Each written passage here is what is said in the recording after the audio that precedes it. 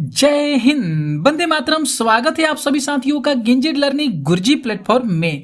तो जितने भी स्टूडेंट बिहार एसएससी की तैयारी कर रहे हैं तो उनके लिए ये जो क्लास रखी गई है बहुत इंपॉर्टेंट क्लास रखी गई है। हम लोग सिलेबस के अनुसार ही प्रश्नों को करेंगे आज, और ये जो प्रश्न है प्रीवियस ईयर के प्रश्न आज की क्लास में लिए हैं। तो आप लोग से निवेदन है कि जितना हो सके आप लोग इस क्लास को शेयर कर दीजिएगा, लाइक कीजिएगा और कमेंट जरूर कर दीजिएगा।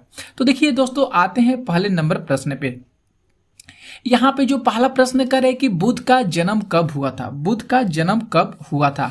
तो बात करें यहाँ पे ए विकल्प बिल्कुल सही होगा, 567 ईसा पूर्व। 567 ईसा पूर्व महात्मा बुद्ध का जन्म हुआ था। ठीक है, और कहाँ पे हुआ था तो कपिल वस्तु के पास एक लुम्बिनी गांव है, वहां पे इनका जन्म हुआ था। क्लियर।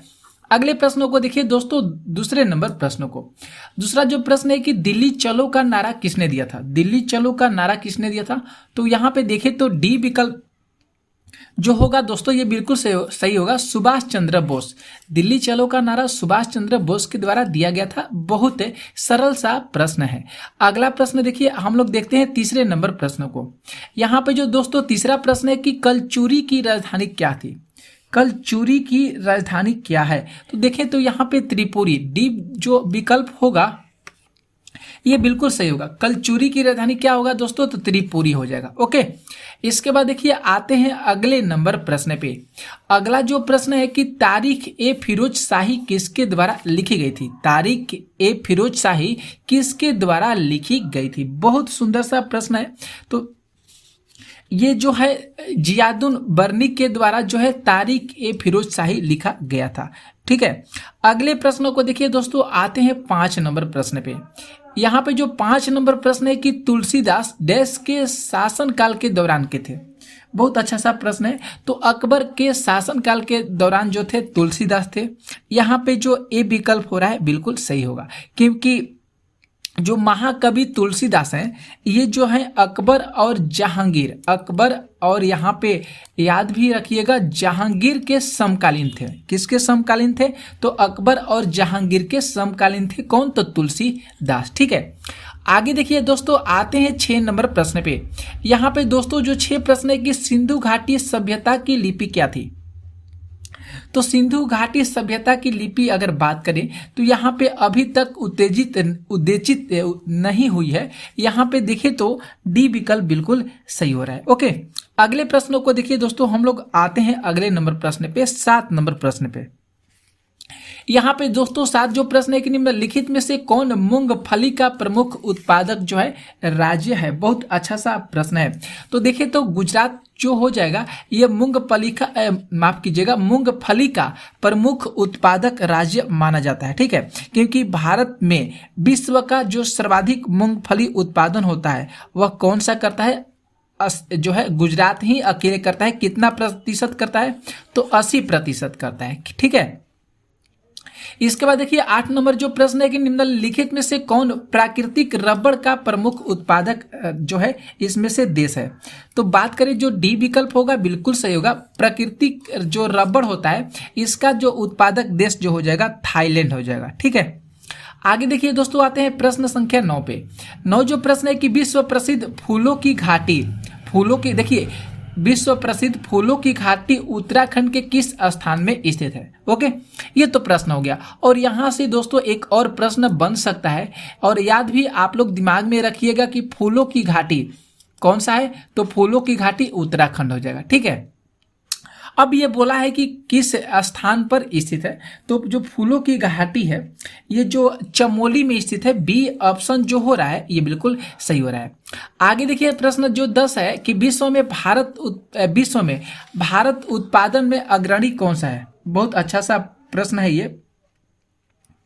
तो देखिए यहाँ पे बात करें तो सबसे ज्यादा अग्रणी जो भारत हो जाएगा विश्व में, वह माइका उत्पादन करने में सबसे अधिक उत्पादन करता है माइका, और अग्रणी जो है देश माना जाता है भारत। ठीक है, तो बहुत अच्छा सा प्रश्न था, क्योंकि देश में कुल माइका उत्पादन जो है करीब कितना प्रतिशत अकेले जो है झारखंड करता है।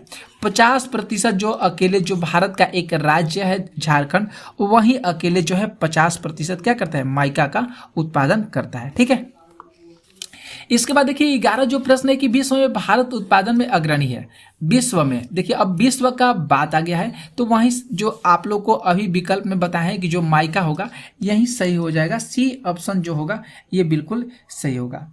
आगे देखिए दोस्तों आते हैं 12 नंबर जो प्रश्न है कि बरौनी तेल परिष्करणशाला कहाँ पे मतलब कब स्थापित हुआ था। बहुत सुंदर सा प्रश्न है। तो 1964 जरूर ध्यान में रखिएगा। बरौनी जो तेल परिशोधन परिष्करणशाला है वह जो है 1964 में इसको स्थापित किया गया था। यहाँ पे देखिए दोस्तों 13 जो प्रश्न है कि बांग्लादेश में प्रवेश के पश्चात गंगा नदी जो है निम्न में से किस रूप में जानी जाती है। तो गंगा नदी जो है कौन से रूप में जानी जाती है, पद्मा के नाम से जानी जाती है। डी ऑप्शन जो है यहाँ पे सही हो रहा है। आगे देखिए जो प्रश्न है 14 के निम्नलिखित राज्यों में से कौन एक साधारण नमक का अधिकतम उत्पादन करता है, कौन सा राज्य हो जाएगा। तो यहाँ पे जो साधारण नमक का उत्पादन जो है अकेले राज्य जो है गुजरात ही करता है। ये जो विकल्प हो रहा है दोस्तों सही हो रहा है। आगे देखिए जो 15 प्रश्न है कि नाथुला दारा भारत को जोड़ता है। तो नाथुला दारा जो भारत को जोड़ता है चीन से जोड़ता है। किससे जोड़ता है दारा, ये जो है ये चीन से जोड़ता है। इसके बाद देखिए 16 जो प्रश्न है कि निम्नलिखित नदियों में से किसे एक का मानसरोवर झील के पास स्रोत नहीं है। किसी एक जो ऑप्शन में दिया गया है उसी में से बताना है कि मानसरोवर झील के पास उसका स्रोत नहीं है। तो वह जो हो जाएगा झेलम हो जाएगा। झेलम जो नदी है इसका जो मानसरोवर के पास जो है स्रोत नहीं माना गया है, नहीं भी है। ओके 17 जो प्रश्न है कि प्रथम संवैधानिक संशोधन अधिनियम जो है 1951 से रिलेटेड है। यहाँ पे कौन सा विकल्प सही होगा। तो देखिए तो यहाँ पे दोस्तों सी विकल्प सही होगा। कुछ राज्यों की कृषि भूमि सुधार से सी विकल्प दोस्तों सही हो रहा है। आगे देखिए प्रश्न 18 जो है कि उच्च न्यायालय के न्यायाधीशों का अवकाश की आयु कितनी होती है। तो देखिए तो अवकाश की आयु जो होती है 62 वर्ष होती है। सी विकल्प सही हो रहा है। यहाँ पे देखिए अगला जो प्रश्न है 19 नंबर की भारत को गणतंत्र क्यों कहा जाता है। बहुत सुंदर सा प्रश्न है दोस्तों। तो भारत को गणतंत्र इसलिए कहा जाता है क्योंकि यह जो है राज्य का प्रमुख निर्धारित अवधि के लिए निर्वाचित होता है। डी विकल्प जो है दोस्तों यहाँ पे सही हो रहा है क्योंकि भारतीय राष्ट्रीय तिरंगा झंडा के मध्य में जो स्थित होता है अशोक चक्र, इसका रंग कैसा होता है तो सागरीय नीला रंग का होता है। ठीक है, तो आप लोग जरूर याद करिएगा। यहाँ पे डी ऑप्शन सही हो रहा है। देखिए दोस्तों आप लोग को 20 का बता दिए भारतीय जो राष्ट्रीय तिरंगा के अशोक चक्र में कितनी आराएं होती है। तो आप लोग को अभी जस्ट बताएं कितनी आराएं होती है। तो 24 आराएं होती है। सी ऑप्शन सही होगा। अगला प्रश्न देखिए 21 जो है कि भारतीय संविधान में अनुच्छेदों की कुल संख्या कितनी है। तो भारतीय संविधान में अनुच्छेदों की कुल संख्या 395 है। सी ऑप्शन सही हो रहा है। आगे देखिए 22 जो प्रश्न है कि निम्नलिखित में से कौन मौर्य शासकों का सही कालक्रम के अनुसार क्रम हैगा। तो देखिए तो दोस्तों ऑप्शन यहाँ पे बी बिल्कुल सही होगा। पहले नंबर चंद्रगुप्त आएंगे, इसके बाद बिंदुसार और इसके बाद अशोक हो जाएंगे। ये जो है मौर्य शासक के रूप में जाने जाते हैं। इनका सही क्रम चंद्रगुप्त पहले होंगे, बिंदुसार और इसके बाद अशोक होंगे। इसके बाद देखिए 23 जो प्रश्न है कि हर्षवर्धन का शासन का लगभग कितनी अवधि तक था। बहुत सुंदर सा प्रश्न है। तो कितनी अवधि तक था दोस्तों, तो हर्षवर्धन की बात कर रहा है यहाँ पे। तो ऑप्शन जो डी ऑप्शन होगा बिल्कुल सही होगा 40 वर्ष। कितना, तो 40 वर्ष। अगला जो प्रश्न है 24 नंबर देखिए 24 जो प्रश्न है कि निम्नलिखित में से कौन सा कथन बौद्ध धर्म एवं जैन धर्म से सामान्य नहीं है। बहुत अच्छा सा प्रश्न है। तो यहाँ पे देखने पर अगर बात करूँ तो ए विकल्प सही होगा क्योंकि दोनों ही मोक्ष हेतु कठोर तपस्या एवं अंतिम संयम आवश्यक है ऐसे मानते थे। तो यहाँ पे ए विकल्प जो है बिल्कुल गलत दिया गया है और बी, सी और डी ऑप्शन क्या है, सही है। आगे ये प्रश्न है 25 के मगध में मौर्य साम्राज्य के तत्कालिक उत्तराधिकारी कौन थे। तो देखिए तो शुंग हो जाएंगे। डी ऑप्शन यहाँ पे सही होंगे। आगे देखिए प्रश्न जो 26 है दोस्तों कि तत्वता वर्ण व्यवस्था पर आधारित थी। तो तत्वता यहाँ पे वर्ण व्यवस्था पर आधारित की बात कर दिया है तो वह उपजीविका हो जाएगा। सी ऑप्शन जो है सही हो रहा है। आगे देखिए प्रश्न जो यहाँ पे 27 है दोस्तों कि भारत का विभाजन किया गया था। तो भारत का जो विभाजन है माउंटबेटन योजना 1947 के द्वारा किया गया था भारत का विभाजन। आगे देखिए प्रश्न दोस्तों 28 की बंगाल में द्वैध सरकार की स्थापना किसने की थी। तो बंगाल में द्वैध सरकार की स्थापना क्लाइव के द्वारा, रॉबर्ट क्लाइव के द्वारा किया गया था। ए ऑप्शन सही हो रहा है।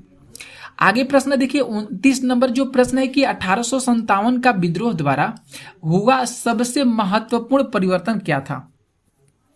तो सबसे महत्वपूर्ण परिवर्तन जो था ईस्ट इंडिया कंपनी का शासन का अंत हुआ था उस समय। तो सी ऑप्शन यहाँ पे सही हो रहा है। आगे प्रश्न देखिए 30 नंबर का है कि पुराणों की संख्या कितनी है। बहुत सरल सा प्रश्न है, पुराणों की संख्या 18 हो जाएगी। ओके 31 जो प्रश्न है कि पर्शियन भारत में सर्वप्रथम कब आए थे। पार्सियन यहाँ पे होना चाहिए। पार्सियन जो थे ये भारत में कब आए थे। बहुत अच्छा सा प्रश्न है। तो ये भारत में आए थे सर्वप्रथम कहाँ से, तो सूरत में आए थे। कहाँ पे आए थे, तो सूरत में आए थे। 32 प्रश्न है कि चांद बीबी जिन्होंने अकबर के बल के सामने समर्पण कर दिया था वह कहाँ की शासिका थी। तो वह जो थी कहाँ की शासिका थी। तो बात करें दोस्तों यहाँ पे सी ऑप्शन वह शासिका जो थी अहमदनगर की शासिका थी। कहाँ की शासिका थी, तो अहमदनगर की शासिका थी। 33 प्रश्न है कि भारत में मुगल साम्राज्य की स्थापना किसने की थी। तो भारत में मुगल साम्राज्य की स्थापना बाबर के द्वारा किया गया था। बी ऑप्शन सही होगा। अगला प्रश्न है 34 की टीपू सुल्तान कहाँ का शासक था। तो टीपू सुल्तान मैसूर का शासक था। सी ऑप्शन सही होगा। आगे प्रश्न देखिए 35 जो प्रश्न है दोस्तों कि नादिर शाह जिसने भारत पर आक्रमण किया था, कहाँ पे किया था। नादिर शाह तो ईरान से आक्रमण किया था। सी ऑप्शन सही होगा। आगे प्रश्न देखिए 36 जो प्रश्न है कि ढक्कन पर विजय प्राप्त करने वाला प्रथम मुसलमान कौन थे। तो ढक्कन पर विजय प्राप्त करने वाले प्रथम मुसलमान अलाउद्दीन खिलजी हो जाएंगे। ए ऑप्शन यहाँ पे सही होगा। तो हम लोग प्रैक्टिस करेंगे डेली प्रश्नों को। आप लोग लेक्चर को जरूर देखिएगा और शेयर जरूर कर दीजिएगा। 37 कह रहा है निम्नलिखित में से कौन टीन का बृहत्तम उत्पादक जो है देश माना जाता है। तो टीन का सबसे ज्यादा उत्पादक जो देश करता है मलेशिया करता है। डी ऑप्शन सही होगा। और 38 प्रश्न दोस्तों देखिए कि निम्नलिखित में से कौन पेट्रोलियम का बृहत्तम उत्पादक जो है इसमें से कौन सा देश है। तो सऊदी अरब जो हो जाएगा सबसे ज्यादा पेट्रोल का उत्पादन करता है। और 39 जो प्रश्न है दोस्तों कि निम्नलिखित में से कौन दक्षिण पूर्व एशिया का बृहत्तम द्वीप है। तो दक्षिण पूर्व एशिया का जो बृहत्तम द्वीप हो जाएगा वह बोर्नियो हो जाएगा। ए विकल्प दोस्तों सही होगा। और 40 प्रश्न देखिए 40 प्रश्न है कि किस संशोधन के अंतर्गत संविधान में मूलभूत कर्तव्यों को समाविष्ट मतलब उसको उसमें मिलाकर रखा गया है। कौन से अधिवेशन के अंतर्गत। तो 42वां जो संविधान संशोधन है इसके अंतर्गत संविधान के जितने भी मूलभूत कर्तव्य हैं उनको एक जगह मिलाकर रखा गया है। और लास्ट जो प्रश्न है 41 प्रश्न है कि काम करने के अधिकार को राज्य के नीति निर्देशक तत्वों में निम्नलिखित में से अनुच्छेद के अंतर्गत रखा गया। किस अनुच्छेद के अंतर्गत रखा गया है।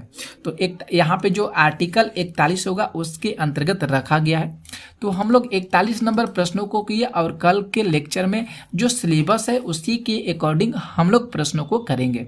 तो कैसा लगा आप लोगों को क्लास जरूर कमेंट करके बताइएगा और जितना हो सके इस लेक्चर को शेयर कर दीजिएगा। मिलते हैं नेक्स्ट वीडियो में ऐसे ही महत्वपूर्ण प्रश्नों के साथ। तब तक के लिए आप लोग को जय हिंद जय भारत।